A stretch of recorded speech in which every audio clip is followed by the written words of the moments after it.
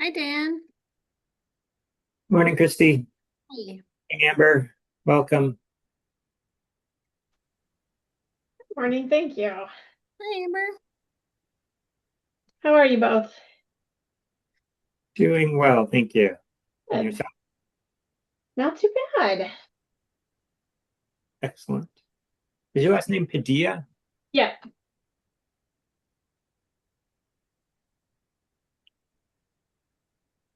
Amber, do you have any questions for us before we get started?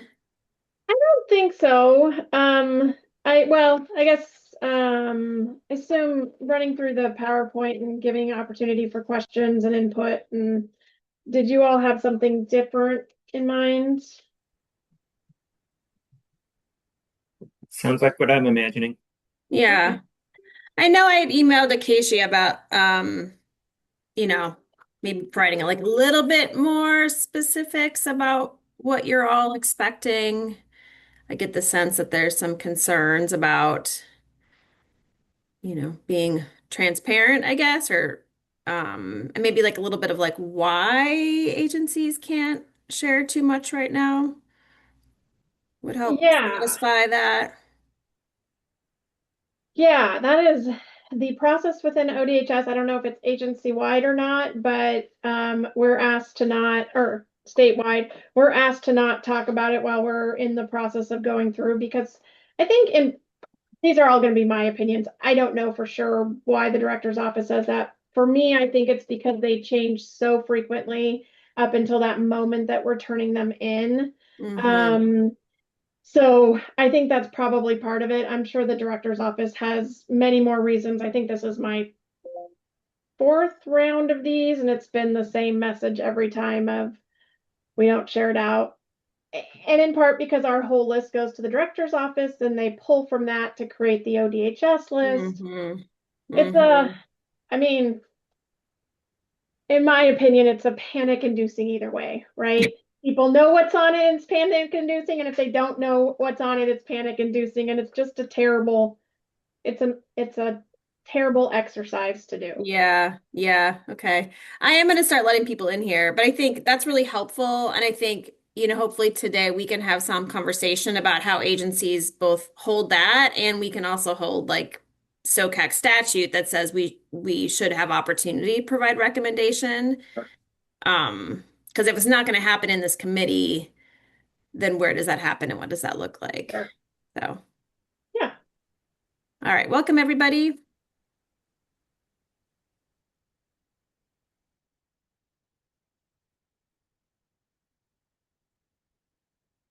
Who's excited that Friday's a holiday? Can't wait. I'm all right. I know it's only Monday at 11, but like I'm over it, you guys. Like we weren't built to work like this. Oh, so true, Adam. Ah, I think we should just have like, take as much time as you want to watch World Cup games, and that's just what we do every 4 years. oh, it's right there. Yeah. Like it's on. I'm not even gonna lie. Like it's Okay, Japan, what's the Brazil. what's the score? Japan's up 1-0 at half. Really? Yeah. Okay. So Hopefully you can keep us posted. I will try and keep my attention over here. But if you see me looking over here, that's what's happening. Yes.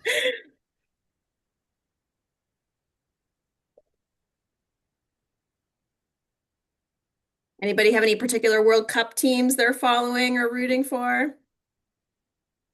I was really bummed to see South Africa lose yesterday. Yeah, I I mean, you get gotta. to root for a lot of different teams because I root for USA, and then my family's Hispanic, so we root for Mexico, and then my wife is from Sweden, and so we root for Sweden, and so I get at least three chances. I mean, and who's not rooting for Cape Verde, right? I Like, know. True. yeah.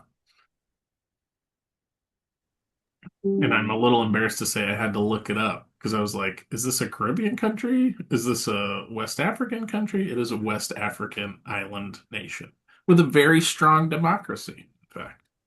I did my Googling for Cape Verde. Thanks for the geography lesson, Adam.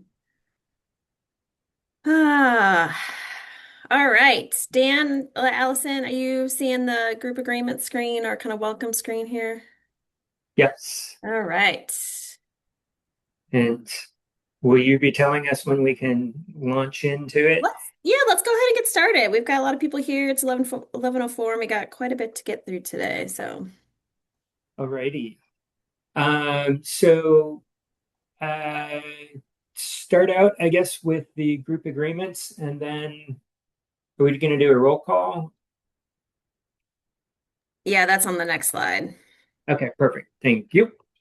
All right. So, consistent with the ethos of the System of Care Advisory Council, we ask everybody here to be present, participate to the best of your ability, treat everybody with respect, and presume goodwill on part of others, and that they are doing their best to treat you with respect as well.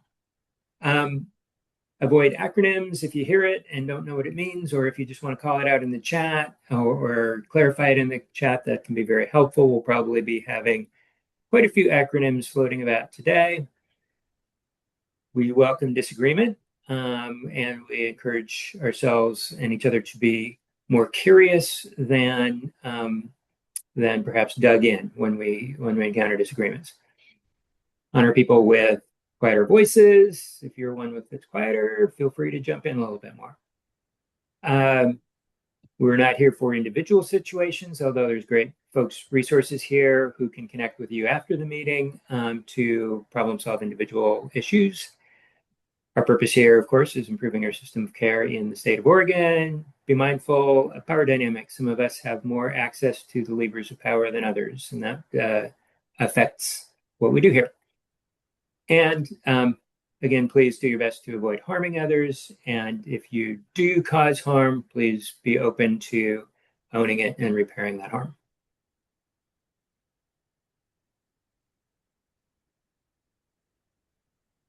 All righty.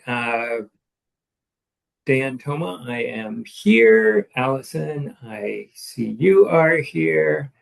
Courtney Esparza and Andrew Grover. Courtney Esparza present. Awesome. Thank you. And Adam Rodakowski has spoken. Christina, I hope I'm saying this right, somewhat close to right, Matusek. Yeah, I am here. Molly Taylor has checked in already that she is here, and but we'll stay off camera due to illness. Amy Munoz. I am here. Awesome. Thank you. Jennifer Schwartz and Karsten Peterson. Kirsten's here. And I see Jennifer, although don't hear her at the moment. Wes Rivers and Jill Archer. Bill's present. Alex Medina, Annabelle Atalig, and hope I didn't butcher that too bad. No, that's fine. Annabelle Atalik is here. I'm having camera issues right now. Can you hear me? Yes, thank you. And I think Alex is not here yet, but I can see Andrew Cohen, who usually steps in for Alex in some meetings. Excellent, thank you. Molly Rogers, Soren Metzger. Here.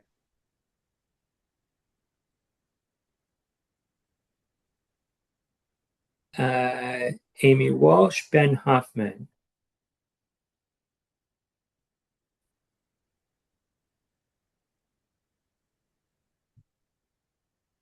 I see Ben. Okay, and Paul Sell. I'm here. Thank you. We have two new members of the committee today that we want to welcome. And they, I believe, are Molly and help me out here, Christy. Is it Amy Munoz? Yep. Excellent. Yeah, welcome, y'all. Thanks so much for being here and stepping forward to represent Family Voice in this committee. Absolutely. Totally happy to be here. I'm just driving at the moment, getting from one location to another, but I'm present in case my voice goes in and out. Thank you. Okay. So we are experimenting with changing up the order of business a little bit and have decided to try having public comment at the beginning of the meeting.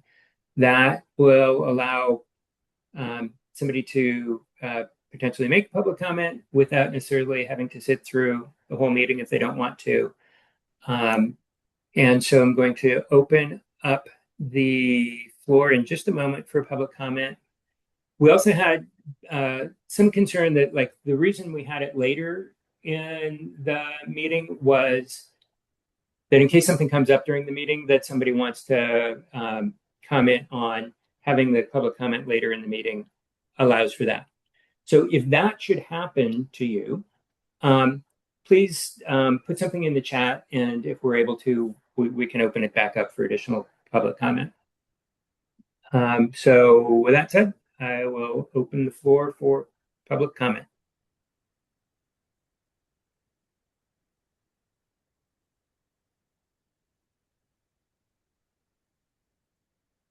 Going once. Twice. All right. So our primary agenda items today are to hear from and provide feedback to Child Welfare and the Office of Disability Services. And Child Welfare is on first. And so they've each got a slide deck to walk through. We've had some discussion with them about the sort of the level of specificity that they're able to provide. And it may not be as much as some of us would hope. And there's a number of reasons for that, which I guess I'll let them speak to that a little bit more. But definitely, for me, this is more education, and for others who have more knowledge of this stuff, it's perhaps more of an opportunity to provide feedback and input into the budget process. At this point, I'll ask whether either Allison or Christy has anything to add before we turn it over to our friends from Child Welfare. Nope. Great job, Dan. Thank you. It's me. I'm the friend from Child Welfare. Good morning, you all. I'm Lacey Andreessen, and I use she, her pronouns. I'm one of the deputies with the Child Welfare Division of ODHS, and I appreciate the opportunity to come and talk with you. I'll go through the slide deck and then see if you have questions or comments, but part of the content will address some of the questions that Dan's raising about why is it sort of feeling a little cloak and dagger this time and what's different about this particular year in the legal process. So, Christy, do you want me to share the deck or are you going to? Whatever's easiest for you, Lacey. I have it Okay. ready if you want me to, or what do you prefer? Just a minute, I'll share it. That way you don't have to go through all that.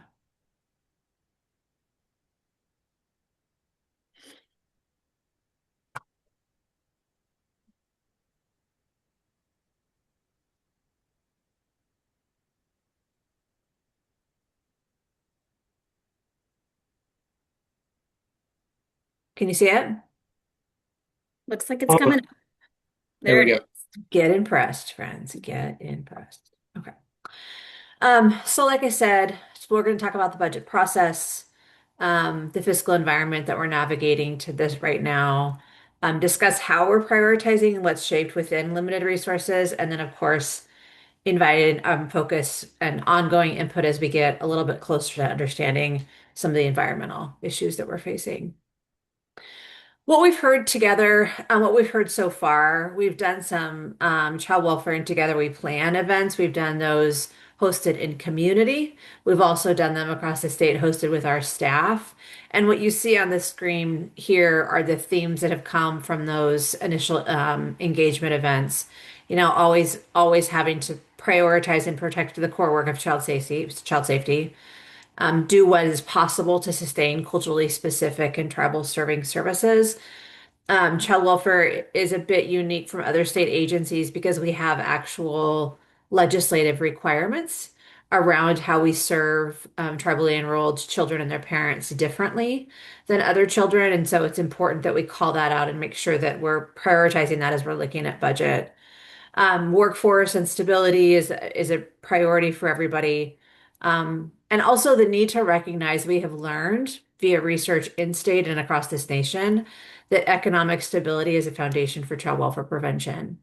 And so as I think about things like the impacts of HR1 and changes to SNAP benefits, we know that concrete supports to families prevents a much more invasive, traumatic, and quite frankly, expensive intervention of child welfare. And so we're trying to keep that in the conversation as we talk about where there may be cost cuts or cost savings.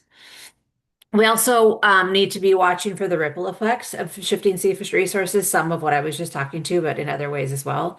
And then continue to center equity in our prioritization of how we're making decisions.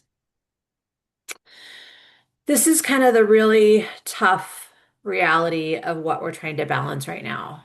The revenue growth has been very limited for this biennium, and the forecast for next biennium is worse. There will be no significant general fund to be expected in terms of investment.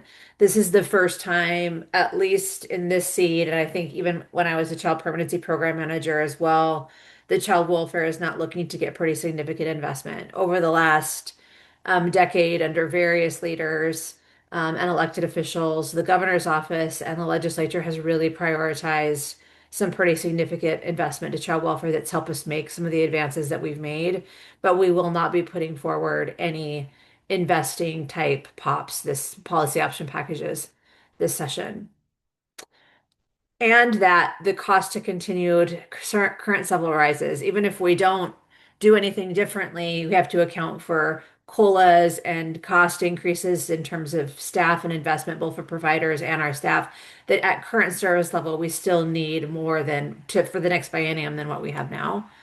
We also have to continue to navigate the federal requirements specifically, and we cannot defer technology and system investments. We have to continue to grow our technology skill set, and that we anticipate the demand for our services is high and is going to remain high and may get higher. And so we're really looking to prioritize within what we have available now.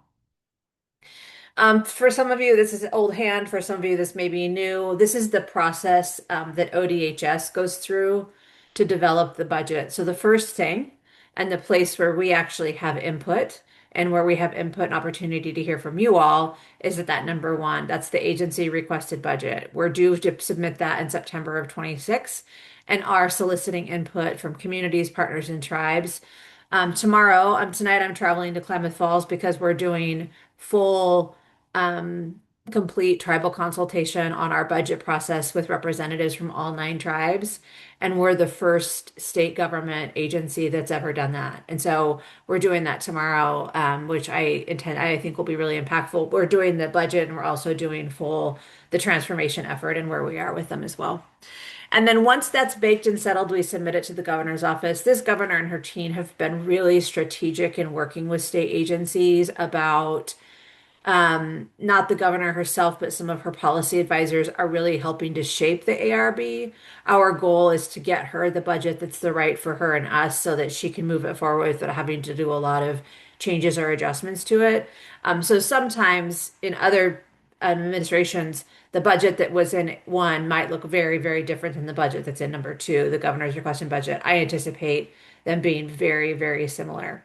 And then we go through the whole legislative process. And at the end of June 2027, we get the legislatively adopted budget. That may look exactly like number 2. It may look different. If there's an election in there, you can anticipate that if there's a change in administration, that they may look very, very different. So those are just some of the unknowns that we kind of navigate as we work through this process. By the time it leaves our agency and we get the GRB That is our requested budget. We don't lobby or try to get anything differently than what's in the governor's budget. Like I said, the ARB is the point where we have some say so.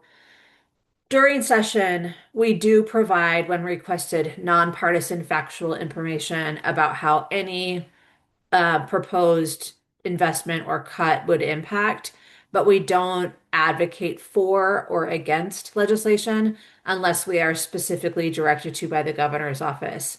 For those of you who were paying direct attention in the last long session, you saw me and a lot of my peers and the governor herself advocating on behalf of 3835. We were only able to do that in our professional roles because we had the sign off from the governor's office. Other than that, our testimony should always be neutral, nonpartisan, and just about impact. Advocacy positions are set by the governor and communicated through designated channels. And then partners are always encouraged to share their own advocacy positions directly with legislators. You all, via your lobbyists and yourselves, can talk to whoever you want to about whomever you want to and advocate for things however you want to.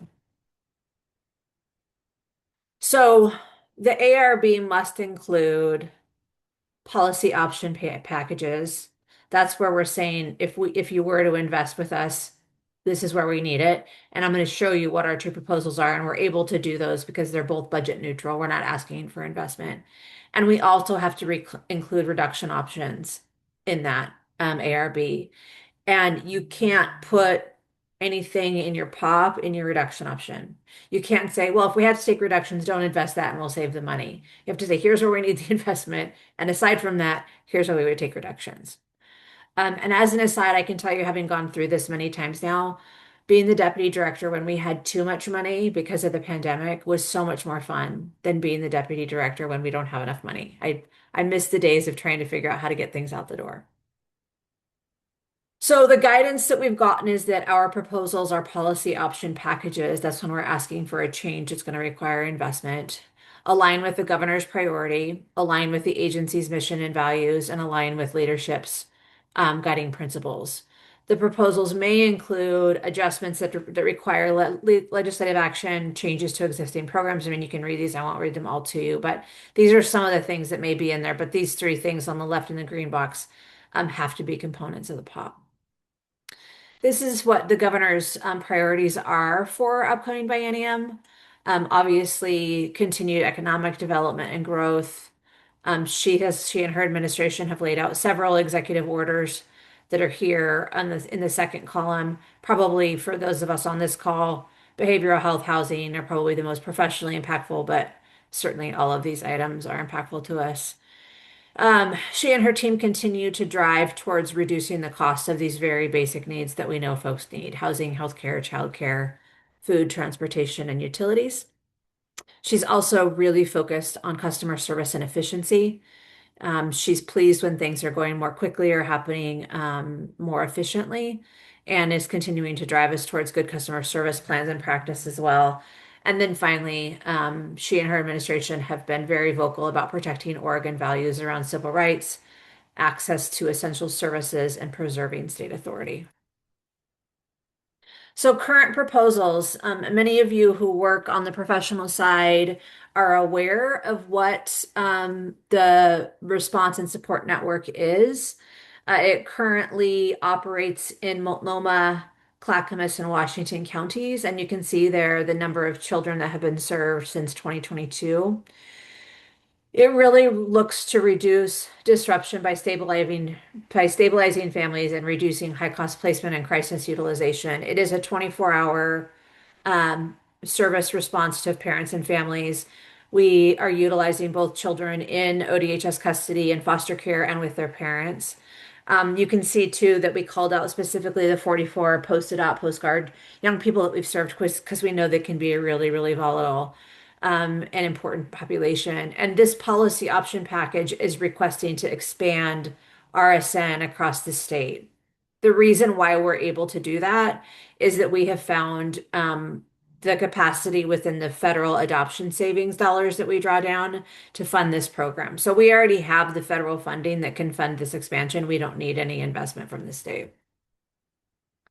The other proposal that's moving forward is funding the cost of care for Indian children in the custody of the federally recognized tribe in Oregon.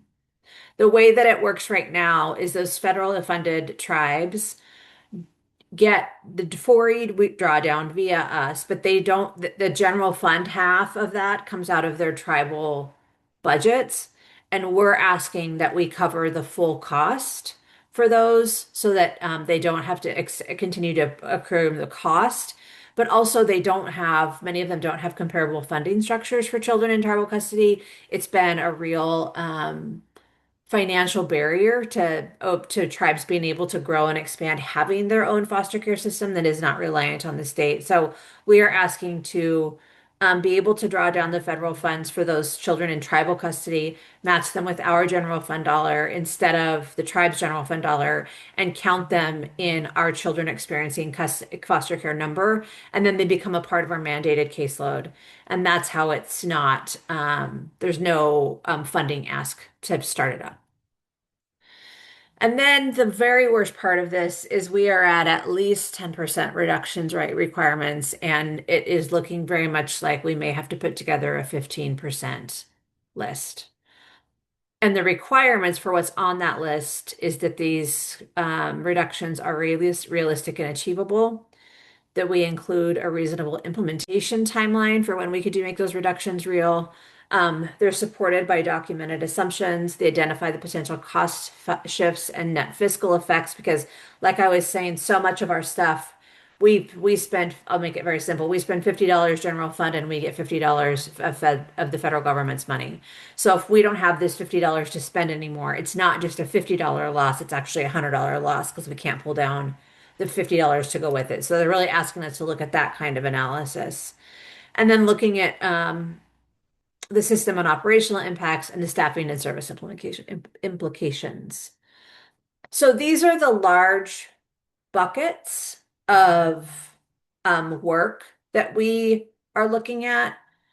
Everything around services and supplies, everything around services to families, what's not called out here but should be is BRS provider rates as well, like anything that's serving children and families, respite, the elimination of positions, and resource family adoption and guardianship rates. You could arguably say that provider rates are in that bucket as well. So, as you think about your input to me and to others in my agency about what we should be considering, this is the way that our money breaks down. And I think what most folks don't understand when they look at a child welfare budget is that the largest buckets of money are 2 and 5. And those are predominantly contracted services or money and dollars that are going straight out our door into family homes via the family adoption and resource family adoption and guardianship rates. And so if you think about a 15% cut here in any one of these, you can understand why it's feeling a little overwhelming to figure out exactly how we're going to make this happen, but still be able to really meet the needs of the most vulnerable families in Oregon that we serve. I would be delighted to take thoughts, questions, feedback. Thank you, Lacey. That was beautiful, concise, and left us time for some discussion. So I really appreciate that. Floor's open.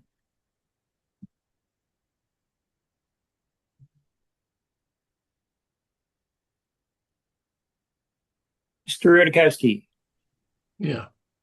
I put in the chat, Lisa. You're really cheering me up. I know. I'm full of good news today. Thanks. You're Really welcome. You're welcome. putting a real pin on my Monday Happy morning. Monday. Yeah. I'm curious, you had that list of 5 and looking at ways to prioritize. I know there historically was been like very high caseloads in child welfare. Yeah. And my understanding is those are lower now. Yeah. We understand you obviously do better casework when you have fewer cases to manage. Does child welfare feel like they are adequately staffed? Oh, that's a tricky question. One thing that we have been managing to now for several months already that I don't think is going to change anytime in the near future is we have a 180-day hiring pause for almost all of our positions. And so when someone goes vacant, we have to wait 6 months before posting. And the only exception that they've given us to that is CPS staff.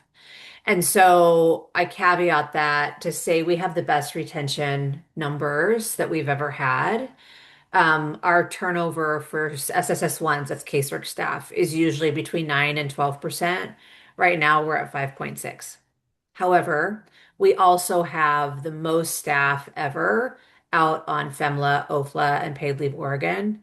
And oh, thank you, Christy. And we know that the work environment in Oregon is that not many people are changing jobs right now. And so, as much as I'd love to say we're managing our staff so well and they all love their jobs and our retention rate's really low, so caseloads are good, I can't say that. They are still they are higher than they have been, but because of the things that I just talked about. But we're starting to feel now the impact of that hiring pause, specifically in all the other parts of the agency besides CPS. And so those caseloads have to be covered for 6 months when a caseworker leaves. You're not getting someone behind them for 6 months. So the caseloads are starting to go up a bit.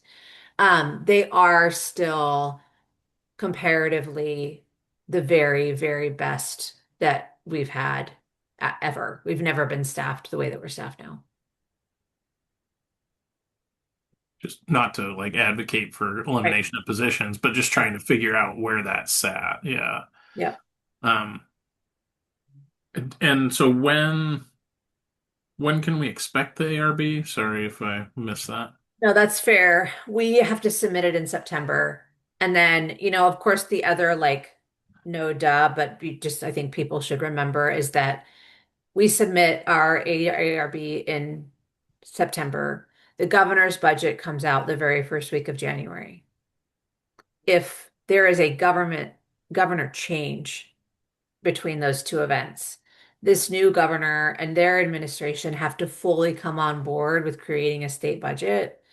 They may have in a very short period of time. They'll take the ARBs, but depending on their own priorities, it could look very, very different. So my hope, I think I can say this because I work for her, I think you'll see the agency requested budgets in September and a governor's budget in January that looks very similar. The only thing that would change that is if the governor did change.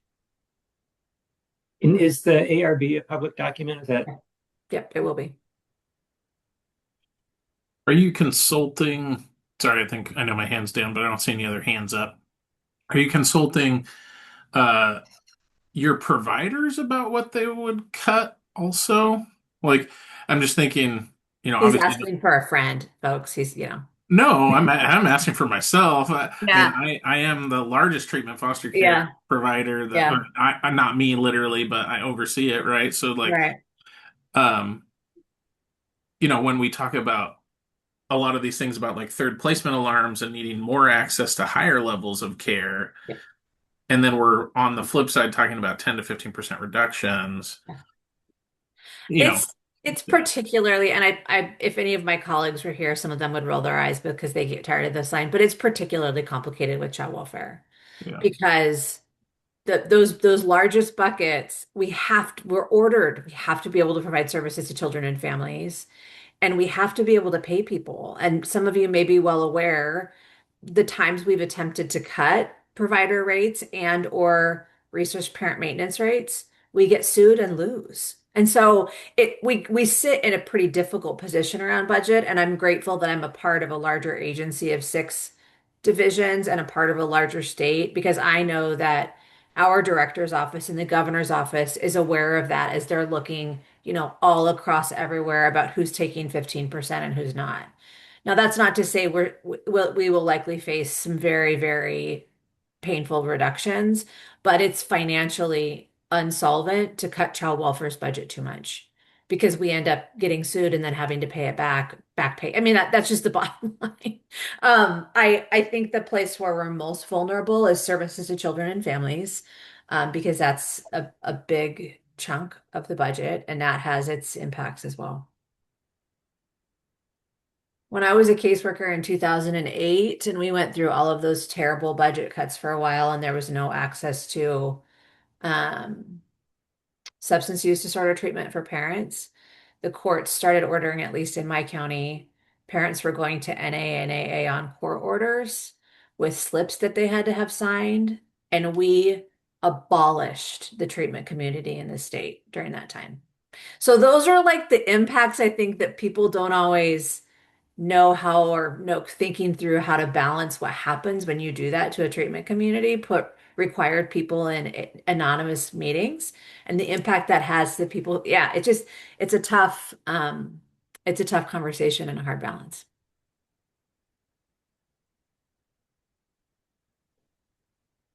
Thank you, Lacey. We've got like a minute left for this section. Anybody want to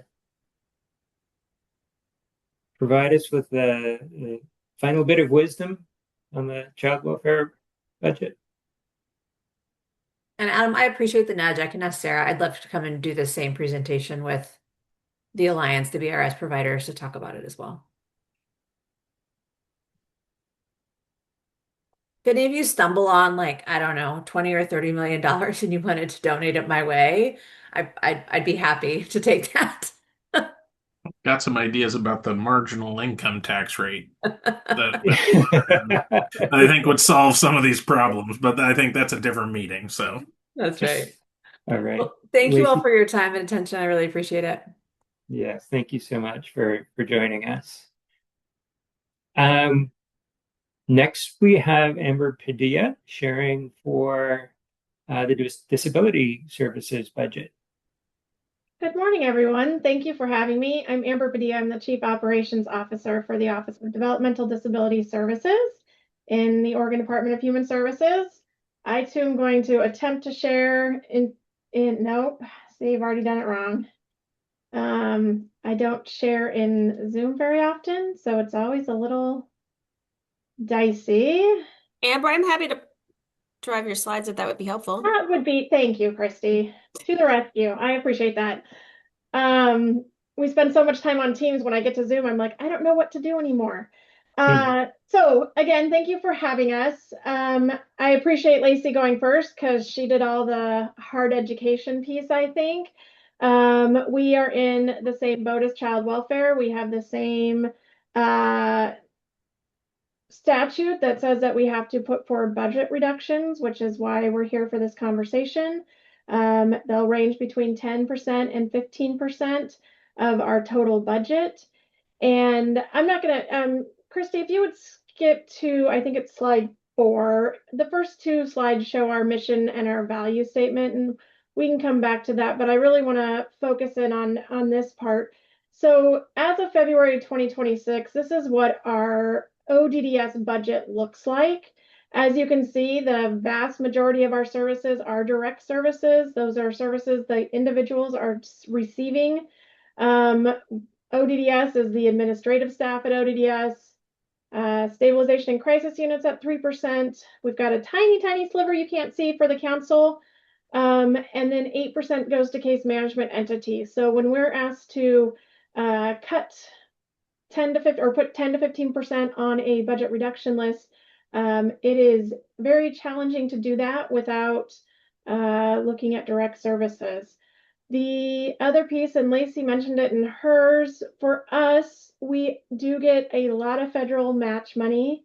99% of what we spend is federally matched.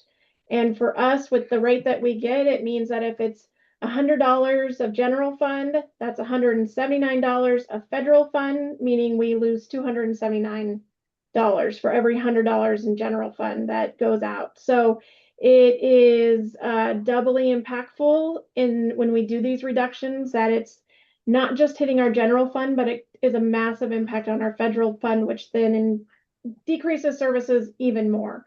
So I'm sure you can imagine this exercise is horrendous. I will be honest and say this is the absolute worst part of my job, because going through this is something none of us want to do, and yet it's something that we're required to do. Next slide, please.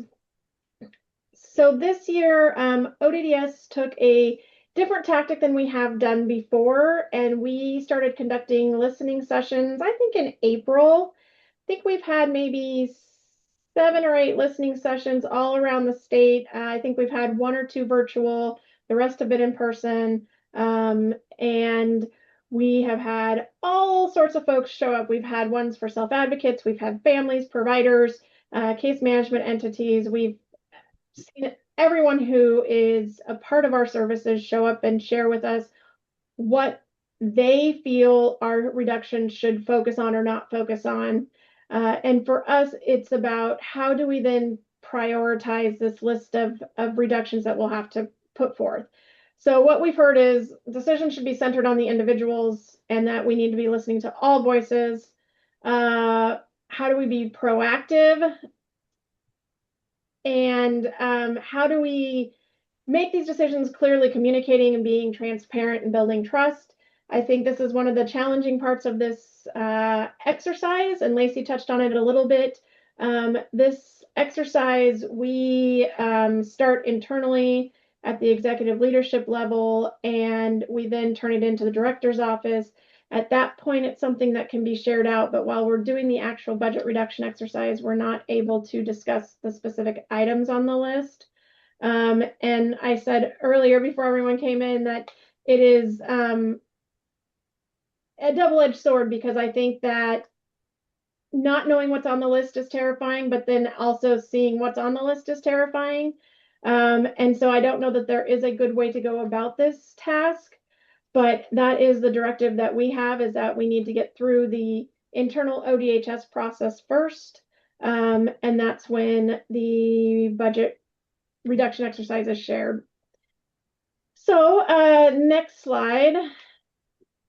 I'll also say, I think, one of the changes in ODDS the last couple of years has been, we've been really working on transparency. And so that doubles down in the challenge of this particular exercise, because it's not something that we can just, share all the things that we would normally be sharing. So it is a challenge in a lot of different ways.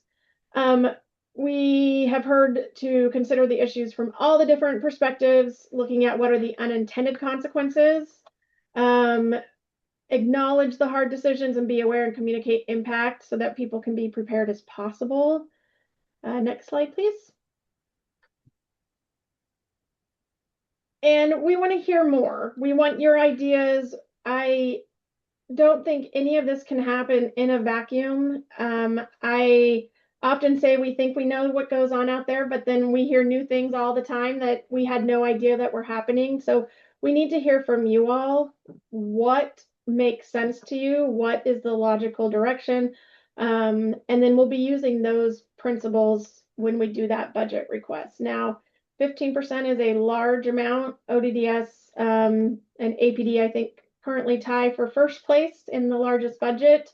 So that is a significant amount of money. So there will be things on that list that nobody wants on there, but we have to do this exercise. So we want to know how do we do this in the least harmful way possible? And those guiding principles will help. And I think the next set of slides are the questions that we have asked our community. So maybe I will shoot through the questions, and then we can kind of ping pong through the questions and talk about whichever you all feel is most important. So what matters most? The core values should guide for people with disabilities, especially when resources are limited. Next. Creative. How do we get creative with this so that we uphold our values, maintain quality with fewer resources? What can we do that we haven't thought about before? Next. Equity and inclusion. How to ensure the budget pressures don't deepen inequities or leave anyone behind. Next. As we look at possible budget changes, what parts of your current services are most essential to your well-being? And are there any areas that can be delivered differently without affecting your independence, community engagement, health, and safety? I'll tell you on this one, some of the things we heard back from case management entities. Well, maybe you don't need to have us do this amount of documentation so we can focus more on services being delivered. So looking at how do we streamline our processes really came into play with this question. Next. Okay, so those are the questions that we put out and had small listening tables throughout each of these exercises with maybe 6 or 7 folks at each table taking feedback for each of these questions. So I'd like to put them out to you all and hear input from you all of what's important and what you see might be the values that we need to have on the top of this list.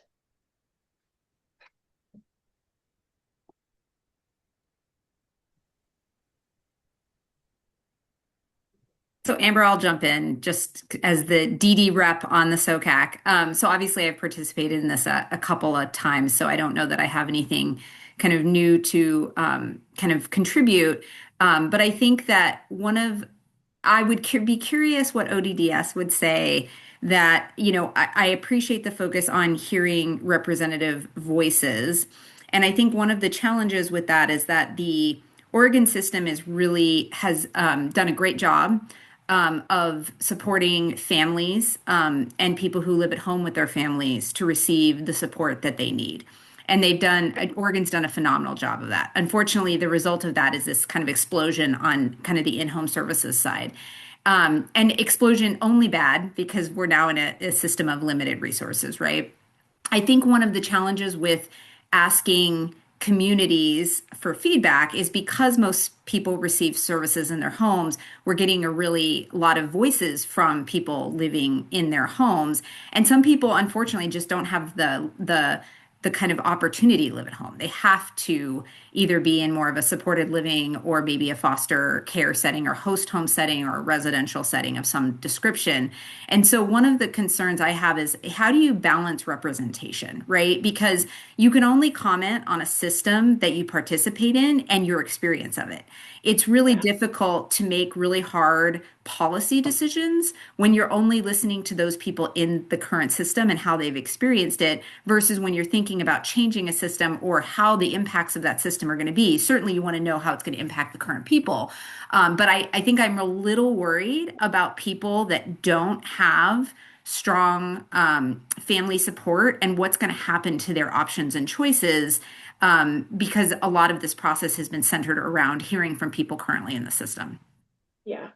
Yeah, I think that's a great question, Allison. I think one of the things that I've appreciated about ODDS is our partnerships kind of across the table. So we do have several opportunities with obviously provider associations that we hear that impact from too. We're also really looking at data and using more data-driven decisions. So yes, in-home services does represent the vast majority of our individuals receiving services. It also happens to be the most expensive because of that, just the sheer numbers of that. When we talk about services, we talk about the cost per case, which is on average, how much does it cost to serve somebody in each setting? And in-home services is one of the lower costs, but because of the sheer number of folks receiving it, it is the highest area of service, I think, for both children and adults at this point. But we need to be looking at the data to make those decisions, hearing from all of our partners, not just families, not just individuals. We really need to hear from all the folks because you're right. There is a population of folks who receive services that do not have anyone to represent them other than their providers, other than themselves, and they aren't always at the table. So I think you have a lot of folks in ODDS who have either worked as case managers, worked as providers, and feel passionately about making sure that we do this in the best way possible for given the situation that it is and trying to take into account all of those areas. But it's really with that feedback that we need to hear. Like I said, we think we know, and then somebody tells us something, we're like, well, we didn't know that that was happening. That's really cool. Or yeah, we need to change that. So we really want that feedback. Thanks, Allison. Adam. Yeah, I mean, thanks. Yeah, I think, harm will be caused, right? So we're talking about the how do we, manage the least amount of harm to people. And so there's, no great answer. I guess a question I would have is you mentioned the data, right? And so yes, I would say you have to protect the highest acuity settings, right? And the folks that have the most significant need in order to function in their daily living. And then I would be curious about when y'all are looking at the data, that like what in-home services if removed, would then typically lead to an escalation of care, right? If not, but if not for the home in-home services, this person would be in a foster home or would be in a residential treatment center, because then we're just rolling the cost somewhere else, right? And same with like young people who, if we remove the services from these children, they may end up in traditional foster care also, right? Which we don't want. Um, so I'm just kind of thinking about that. If there's any, not that you need to have an answer for me, but when I'm considering it, that's what I would be looking at is like who, unfortunately, who will be harmed, but at a lower level of harm than others, which just feels gross to say. And yeah, and not an enviable position for you to be in, that's for sure. Yeah, thanks, Adam. That's you make a really good point. We do spend a lot of time talking about that trickle down effect. If we do A, what will that cause? And not just within ODDS or even ODHS, but we have a large number of folks who also get mental health services. So what happens if we stop supporting this particular group? Their need for mental health services increase. That's an increased cost on OHA if they can get the service there.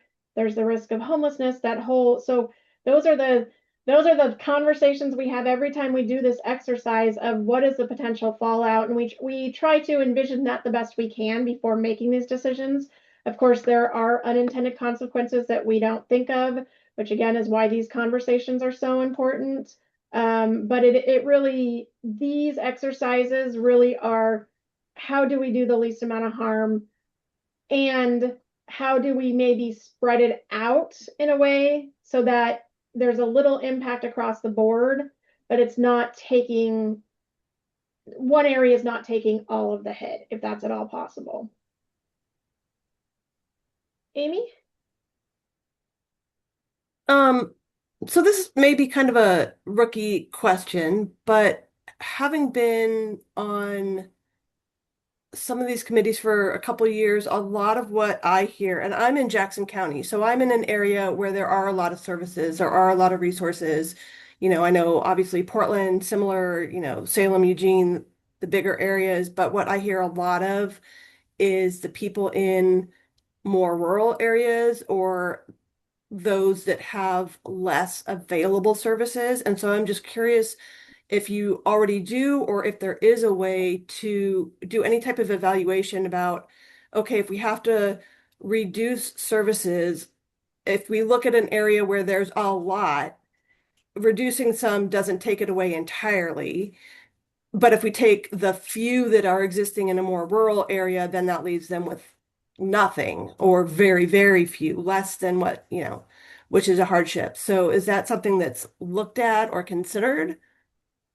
Definitely not at all a rookie question. It's a really great comment. We do, when we're doing all of these, try to consider all of that. It is, and I think everyone across ODHS would say the challenge of services in Oregon is that you've got a very populated center right down the Willamette Valley, and then you've got the rest of Oregon, and we struggle with providers in Eastern Oregon. We struggle with even personal support workers. We struggle with the vast miles between cities and services over there. So that is a constant conversation that we are having every day, just about services in general, and definitely will be one that we continue to have as we get into this budget reduction process. Thank you for bringing it up. Thanks.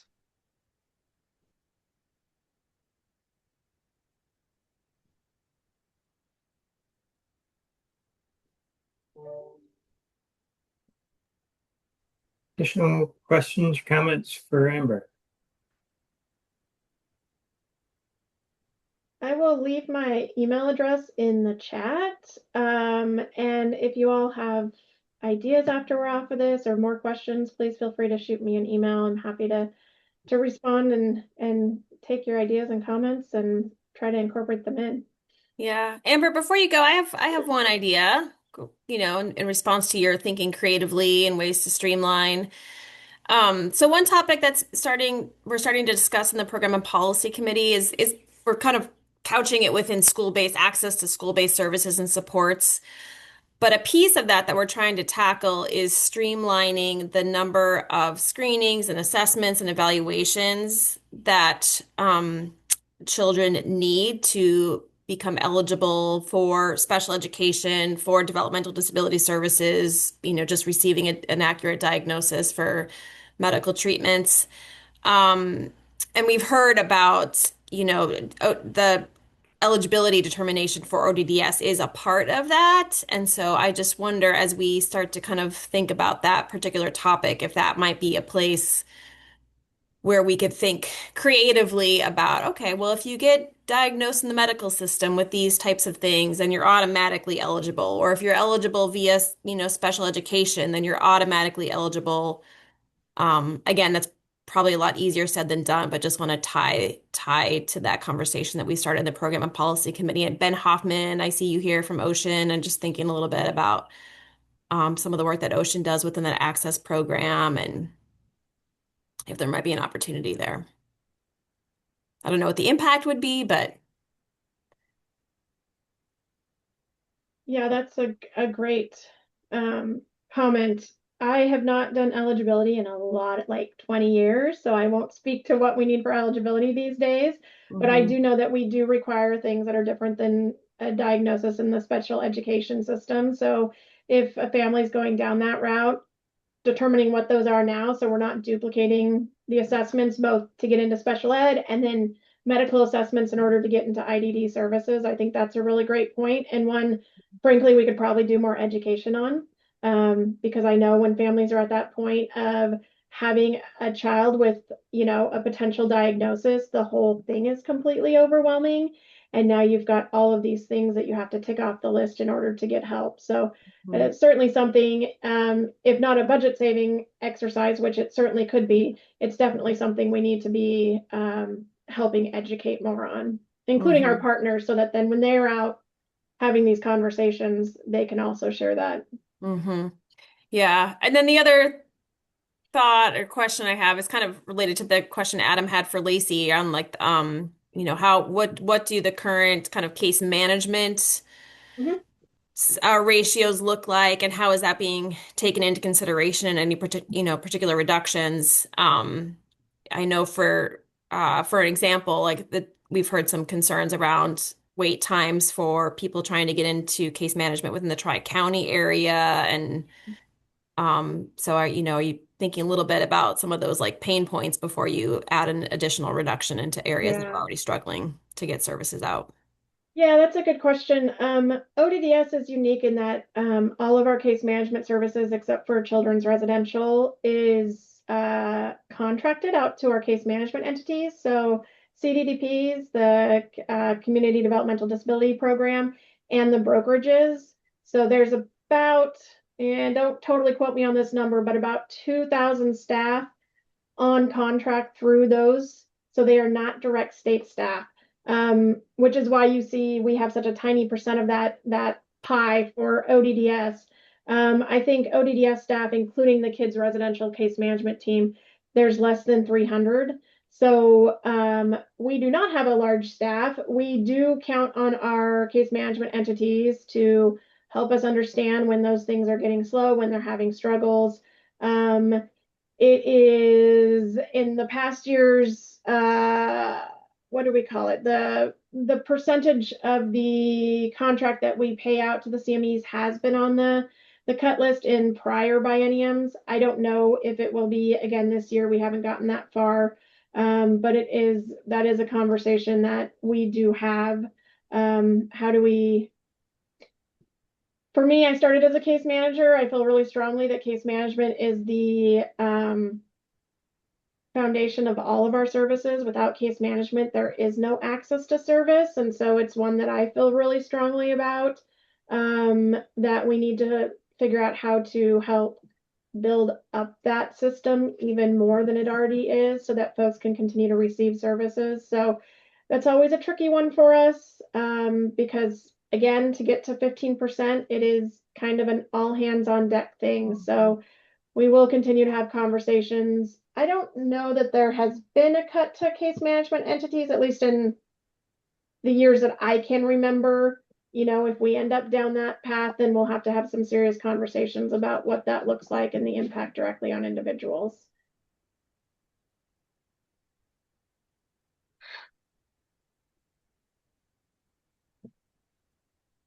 All right. Thank you so much for joining us, Amber.